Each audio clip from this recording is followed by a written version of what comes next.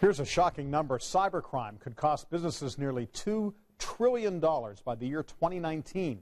Thieves are trying new tactics to get your money and access to your personal information. Scott Swan met a Hoosier businessman whose computers were held hostage by a cyber attack and got advice from security experts to keep your computers safe. At big guy signs, the printer is usually humming.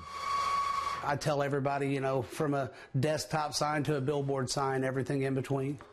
About the only thing that could put the brakes on this sign business is a cyber attack. Just opening the email hit me. The cyber attack encrypted 30 years of files. He didn't pay the ransom that cyber thieves were demanding.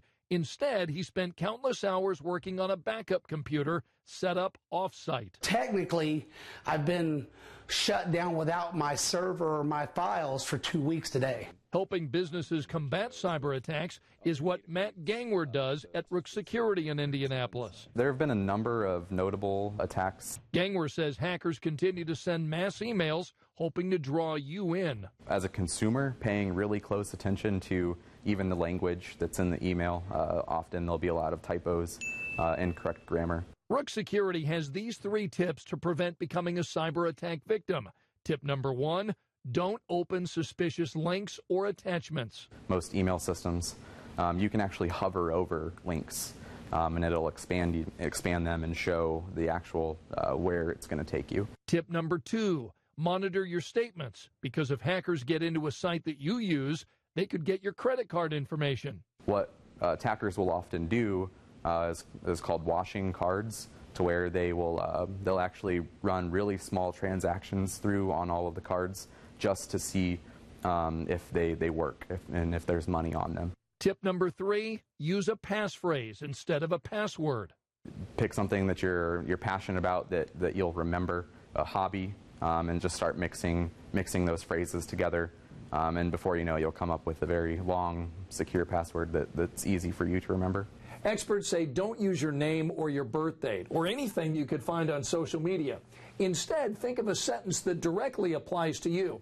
For example, here's a possible password for me. I have white hair. Then change around some of the letters and replace them with numbers or other characters.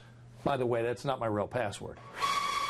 Back at Big Guy Signs, Asher is now asking his regular customers to be specific in their email requests. In the subject line, put, you know, per this job or per this property or something, just so I know that that email is safe to open. That way he can keep the printer humming and his business open. In Indianapolis, Scott Swan, Channel 13 Eyewitness News. And if your device is infected with ransomware, the experts at Rook Security say to disconnect the device from the internet and other devices, delete and reinstall your operating system, contact law enforcement. Now, in most cases, recovery may not be possible. Start from scratch or your most recent backup. That may be your best option. Experts say you should always be cautious about paying the ransom. A success story